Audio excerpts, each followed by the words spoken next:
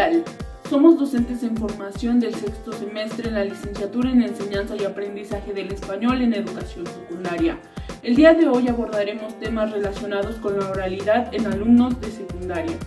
¿Por qué debería ser importante la oralidad en estudiantes de secundaria?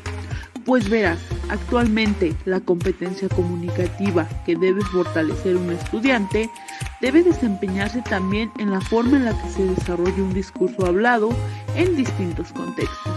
Pero, para no hacer esta introducción tan larga, comencemos con los fundamentos.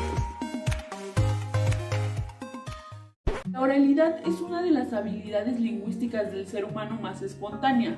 Es por ello que cometemos más errores. ¿Cómo podemos desarrollar nuestra habilidad oral? ¿Te has preguntado por qué cuando estudiamos en educación básica, la única actividad oral que desempeñamos es el discurso?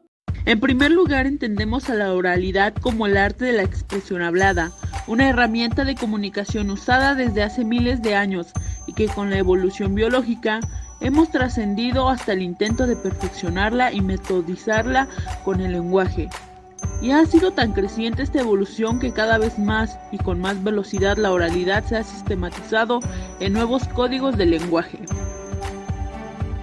Según el proceso comunicativo, los seres humanos tenemos 4 habilidades lingüísticas: escuchar, leer, escribir y hablar. En este caso nos enfocaremos más al código oral, la recepción, que es escuchar, y la producción, que es hablar. Una vez aclarado este punto, se debería comprender por qué la oralidad tiene otro método de enseñanza diferente al de la escritura, y por qué hasta cierto punto parecería ser más complejo, teniendo una aplicación más espontánea y esporádica dentro de distintas situaciones comunicativas. Es decir, no es lo mismo el discurso hablado que el escrito, pues el primer está en mayor riesgo de acumulación, redundancia, conservadurismo y de ser fugaz. ¿Te suena la expresión "mis palabras se quedaron en el aire"? Pero tranquilos, no todo es negativo en la oralidad, ya que nos permite acercarnos al mundo vital, la empatía, el discurso fluido y la interpretación. Así que el principal lugar donde debes poner a prueba esta habilidad es en la escuela, pero también debes transponerte a otras dimensiones. Usa lo que es la inteligencia comunicativa y lo puedes llevar a tu contexto, con tus amigos, con tu familia, etc. Las prácticas sociales del lenguaje se organizan de acuerdo a la noción del ámbito, que surge del análisis de las finalidades de estas en la vida social, donde se han establecido 3 ámbitos: estudio, literatura y participación social. Nos hemos preguntado por qué no está implícita la oralidad. Como docentes en formación, la respuesta es afirmativa.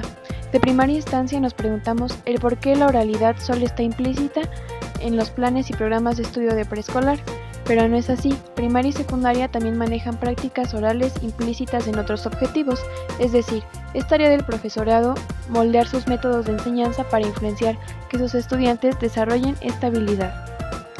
El reto principal radica en que el profesor no tiene tan claro cómo desarrollar este tipo de actividades dentro del cumplimiento de otros objetivos curriculares. Es por ello que actualmente en las aulas donde se enseña lengua apenas se trabaja la comunicación oral.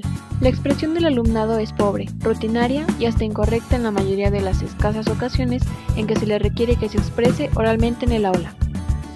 Por ello, la intervención docente es tan importante desde que el profesor identifica que el desarrollo de actividades fortalezca la oralidad de un grupo de alumnos de manera disciplinar, es decir, basarse en la pragmática, que podría ser la disciplina más cerca de este género para afrontar el desarrollo de sus estrategias en un enfoque comunicativo. No solo se aprende hablando, sino también reflexionando y analizando las propias producciones y las ajenas tomadas como modelo. Como dato interesante, Marta de Luca realiza un prototipo de hablantes que solemos encontrarnos en cualquier contexto. En primer lugar, tenemos a los hablantes verborrágicos, a aquellos que usan rodeos y circunloquios por el gusto de escucharse. También están los hablantes discutidores, a los que quieren a toda costa imponer su punto de vista para lucir su discurso, y los hablantes inhibidos, a los inseguros que se adhieren a la mayoría para no tener que intervenir. Esto lo dice Luca en 1983. ¿Qué tipo de hablante eres tú? Ahora bien, si lo que desea el profesor es contextualizar sus métodos de enseñanza, la educación secundaria es el ámbito más adecuado para llevarlo a cabo. Las nuevas generaciones de estudiantes siempre tienen jergas juveniles de las cuales el profesor debe entender para poder adaptar a su discurso, lo cual no quiere decir que se adopte a su lenguaje, sino que respecto a la perspectiva sociolingüística sea capaz de entenderla, de hacer que los mismos estudiantes reflexionen sobre las mismas a través de situaciones didácticas.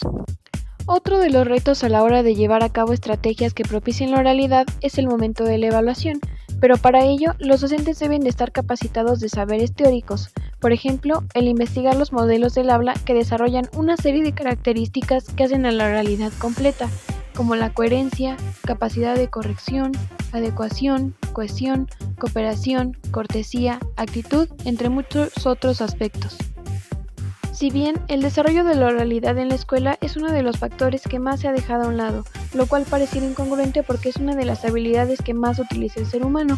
Por ello, es común encontrarnos hablando con personas que, aunque tengan un grado de estudios superiores, aún tengan errores fatales en el desarrollo de su discurso, ya sea de manera formal o informal.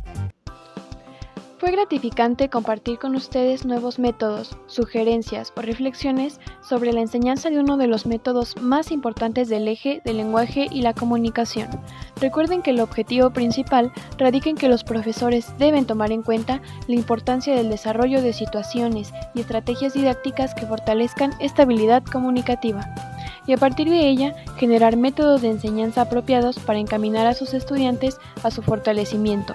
Recuerda que actualmente se enseña para aprender y para aplicar lo aprendido.